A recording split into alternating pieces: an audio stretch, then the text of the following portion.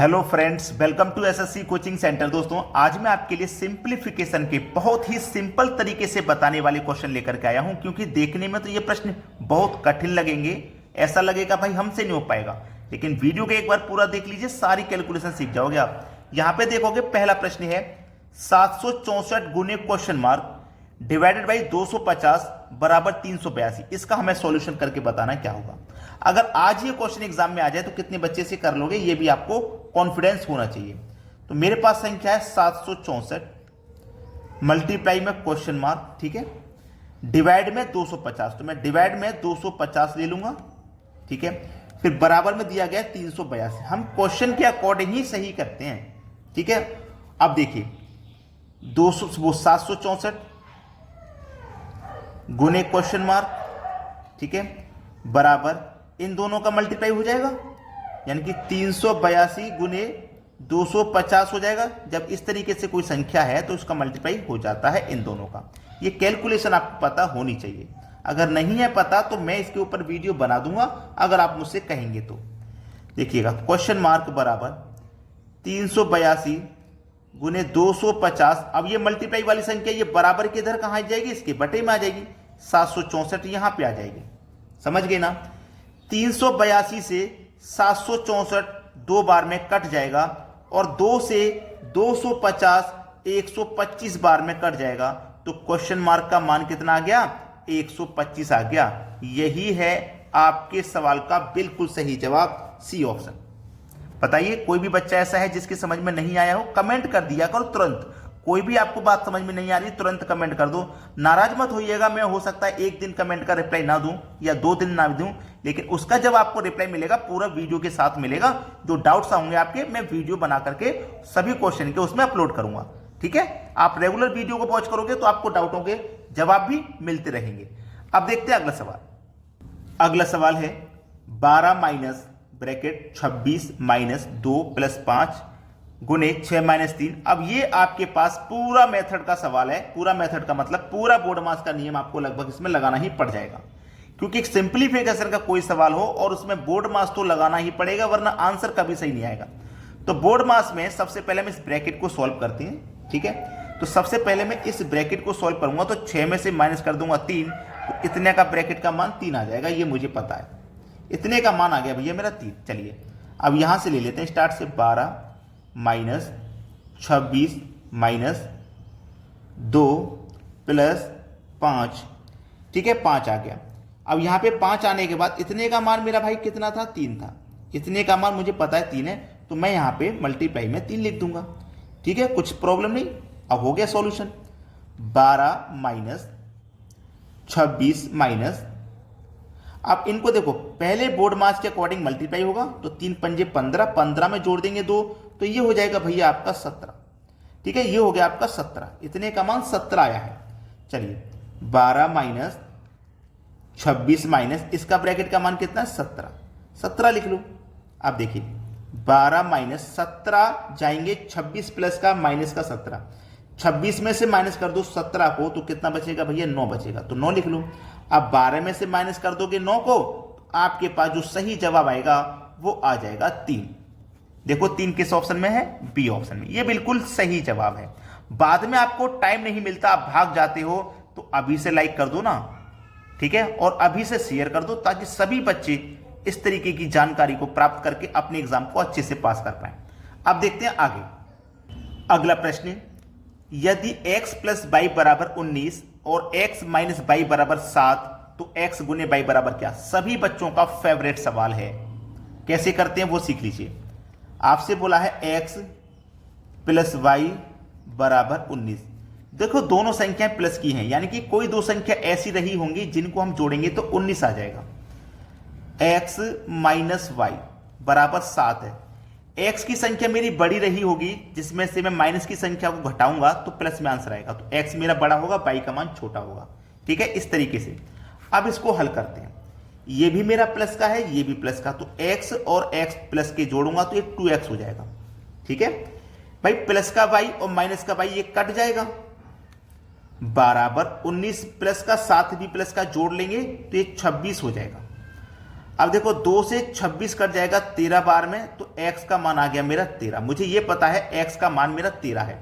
अब देखो आप इसे समीकरण 1 मत बनाइए, बहुत से लोग इसे समीकरण 1 बना लेते हैं, इसे समीकरण 2 बना लेते हैं कि समीकरण 1 में रख दो मान, चाहे समीकरण 2 में रख दो। थोड़ा सा लॉन्ग प्रोसेस हो जाएगा, रख तो दोगे आप, कर भी लोगे, थोड़ा सा लॉन्ग प्रोसेस हो जाएगा, तो हमें लॉन्ग प्रोसेस की तरफ नहीं जाना। जब हमें पता है कि x का मान मेरा 13 है, जब मुझे यह बात पता है कि मेरा x का मान 13 है, तो x में मैं कितना जोड़ूं y का मान कि 19 हो जाए। भाई 6 नहीं जोड़ दूंगा, ये 6 जोड़ दूंगा मैं, ठीक है। तो 13 प्लस 6 19 ही तो होता है, तो मुझे समीकरण में मान रखने की जरूरत नहीं है। मेरा यहीं पे जब आंसर आ गया, x का मान 13, y का मान 6। x और y का मुझसे क्या पूछा, गुणा पूछा है, तो x का मान 13 है, y का मान 6, गुना कर दो, 13 छिंग 78 होता है, सवाल समाप्त। बताइए, इतना टाइम आप समीकरण 1 में रखते हो, संख्याओं को पुट करते, पक्षांतर करते, तब आंसर लेके आते, तो उसमें आपका समय जाएगा और कुछ नहीं, ठीक है। चलिए अब देखते हैं आगे।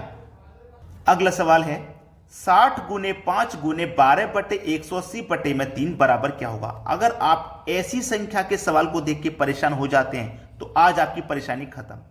देखिएगा, आपके पास 60 है, गुने में 5 है, गुने में 12 है। याद रखना कि जो तीसरे नंबर वाली संख्या होती है ना, वो गुने में ऊपर पहुंच जाती है यहां पे, तो 12 के गुने में पहुंच जाएगा 3, ठीक है, याद रखना। और बटे में क्या रह गया, ये 80 180, तो परेशानी खत्म।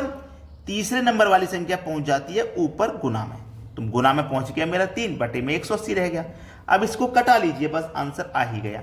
इसको जब मैं कटाऊंगा तो देखिएगा 60 से कट जाएगा ये, इस 60 से ये कट जाएगा 6 18, यानी कि 3 बार में 180 कट गया, 3 से 3 कट गया, बचा क्या आपके पास 5 गुने 12, मल्टीप्लाई कर दो, 12 पंजे 60, बस हो गया सवाल। आपको बस दिखाने का काम है। जो एग्जामिनर आपको सवाल देता है ना, वो दिखाने में डरावना देता है। अगर आप उसे पढ़ चुके या उसकी थोड़ी सी भी कैलकुलेशन आपको आती है तो सवाल इजी हो जाता है। अब देखते हैं आगे। अगला प्रश्न है 909 बट्टे 13 डिवाइडेड बाई 18 बट्टे 26 डिवाइडेड बाई 90 बट्टे 52, इसका मान हमें पूरे का बताना है, क्या होगा। देखिएगा, बहुत सिंपल सा क्वेश्चन है, लेकिन जो नए बच्चे होते हैं ना, जो पहली बार उन्होंने फॉर्म फिल किया है, तैयारी करना शुरू किया है, वो थोड़ा सा परेशान रहते हैं ऐसे सवालों को लेके। परेशान नहीं होना है। आपके पास 9 बट्टे 13 दिया गया, 9 बट्टे 13 आपने लिख लिया। अब ये जो डिवाइड का साइन है, इसको आप पलट सकते हो गुना में, यानी कि इस साइन को जब आप चेंज करोगे ना, डिवाइड के साइन को आप मल्टीप्लाई में चेंज कर सकते हो। मैंने चेंज कर लिया। जब मैं इस साइन को मल्टीप्लाई में चेंज करूंगा तो ये जो संख्या ये पलट जाती है, यानी कि 26 ऊपर हो जाएगा, 18 नीचे। याद रखना, ये भी डिवाइड है, इसको भी मैं गुना में चेंज करूंगा तो इसके बाद वाली संख्या ये भी पलट जाएगी, मतलब 52 ऊपर हो जाएगा, 90 नीचे हो जाएगा। बस इतना काम करना है। अब तो कुछ है ही नहीं इसमें, अब इस सवाल में कुछ नहीं है भाई। 13 दुने का 26 कट जाएगा, 9 दुने का 18 कट जाएगा, 2 से 90 45 बार में कट जाएगा, 2 से 52 26 बार में कटेगा। ऊपर कितना मान आया 26, नीचे कितना आया 45, 26 के बदले में 45 देख लो कहां पे है, सी ऑप्शन में दिया गया है। हो गया आपका आंसर, तो समस्या खत्म हो गई। अब देखते हैं आगे। अगला सवाल है 50 प्लस 0.5 गुने 20 डिवाइडेड बाई 0.7 किसके बराबर है। आसानी से करेंगे। 50 प्लस, अब यहां पे क्या है मेरे पास 0.5, अगर मैं दशमलव को हटाऊंगा, याद रखना दशमलव के स्थान पे 1 आ जाता है, और दशमलव का जितनी संख्या होती है उतनी जीरो। अब एक संख्या तो एक जीरो, तो ये दशमलव हट गया तो ऊपर 5 बचा, बटे में 10, तो ये हो जाएगा 5 के बटे में 10, ठीक है। गुने में कितना है 20, इसको हमने कर लिया, इतना सरल। बाद में है डिवाइड।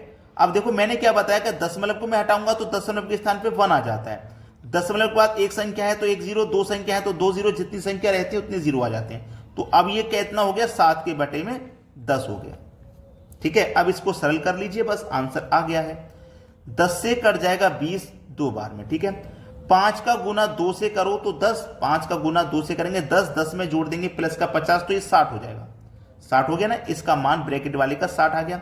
फिर डिवाइड में 7 बट्टे 10 है, 7 के बटे में 10 है, यही तो है। मैंने आपको एक बात बताई है अभी अभी कि जब मैं डिवाइड को गुना में चेंज करूंगा तो संख्या पलट जाती है, तो पलटेगी तो 10 ऊपर जाएगा, 60 नीचे आ जाएगा, ठीक है।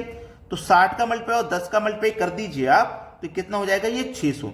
और हमें डिवाइड कर देना है 7 से, तो कटा दो भाई, 7 अट्ठे 56 कटेगा, 4 बचेगा 40, 7 पंजे 35, दशमलव लग जाएगा। अब 85 दशमलव किस ऑप्शन में, केवल इतना देख लीजिए, 85 दशमलव आपके सी ऑप्शन में। ठीक है, ये मेरे सवाल का बिल्कुल सही जवाब है। तो जितने ही बच्चे बिना लाइक किए वीडियो को अभी तक देख रहे हैं, एक ही रिक्वेस्ट उनसे हमेशा रहती है कि वीडियो को लाइक कर दिया करें और शेयर कर दिया करें सभी बच्चों के पास तक। ठीक है दोस्तों, वीडियो देखने के लिए बहुत बहुत धन्यवाद।